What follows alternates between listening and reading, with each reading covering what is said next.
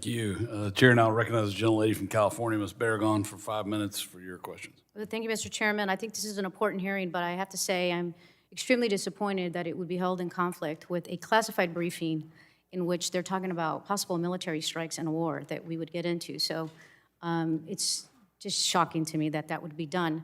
The wireless emergency alerts are one of the fastest ways to get life-saving information to the public. And so I'm so grateful for the work that everybody on this panel has done on that work. They give families the critical seconds they need to stay alive during fires and earthquakes and other emergencies. I know when I see an alert, I immediately look at it and then ask myself, did my family get it? Do people I know get it? This is so important. Recently, there are recent events in my district, like a container ship fire at the Port of Los Angeles happened, where a shelter-in-place alert was not put in place for nearly 6 hours. It demonstrates how human error puts lives at risk. So, Dr. Sutton, I want to ask you, Los Angeles communities have seen repeated emergency alerting failures over the past year, including alerts accidentally sent hours too late or missing critical details about where and when the emergency is taking place. Where do you see the largest gaps in training for the public safety officials who send emergency alerts, and what can Congress do to address them? Thank you for that question. The gaps in training are linked to standards, that there are no specific standards for training for emergency alert providers beyond being trained to utilize the system itself. Monthly tests are simply issued as test messages within a closed system, not requiring individuals to practice writing messages or sending them to live locations.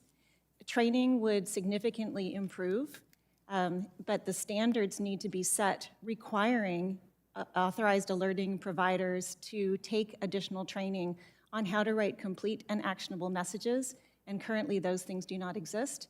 Training also is not complete in that area. Most of the times, public information officers are trained on crisis communications and not on alerts and warnings. Great, thank you. Mr. Gers, I found your testimony to be pretty powerful and very important. I want to thank you and the wireless industry for the important and often the life-saving role they play in delivering emergency alerts to the public. Now, when I was reading your testimony, I think what really struck me is when you talk about during these life-threatening situations, you say wireless communications are often the first and sometimes the only connection between Americans and the emergency response heroes that keep everybody safe. And so I think that just highlights the critical role that the wireless industry plays.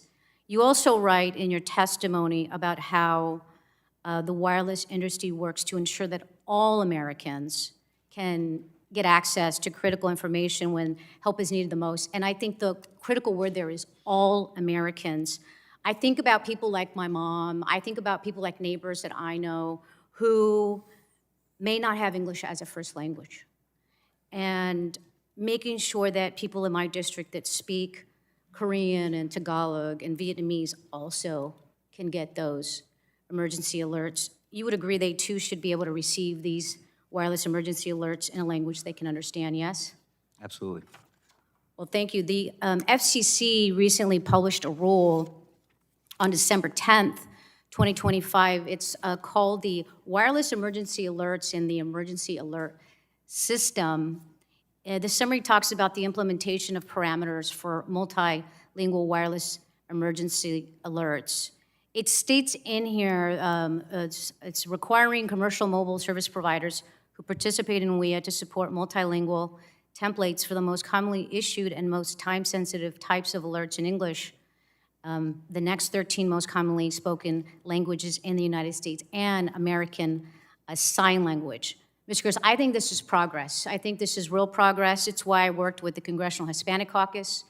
I worked with the Congressional Black Caucus and the Asian Pacific American caucuses to support moving forward with something like this immediately. Because we know that once the wireless industry implements this plan, alerts sent by public safety officials in English will automatically show up in your phone's default language.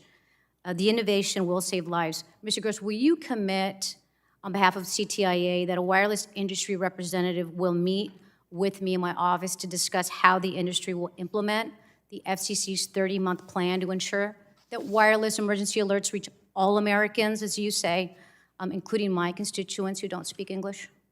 Congresswoman, we're happy to meet with FEMA. We work with the FCC. We work with FEMA and all agencies to enhance wireless emergency alerts. We are working to implement multilingual alerting as well. In fact, today, alert originators can use an embedded link in a device to get multilingual information out.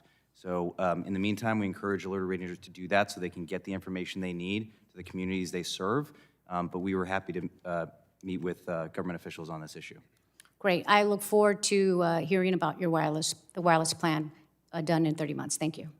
Thank you. The chair now recognizes the gentlelady from Indiana, Ms. Houchin, for 5 minutes for your question.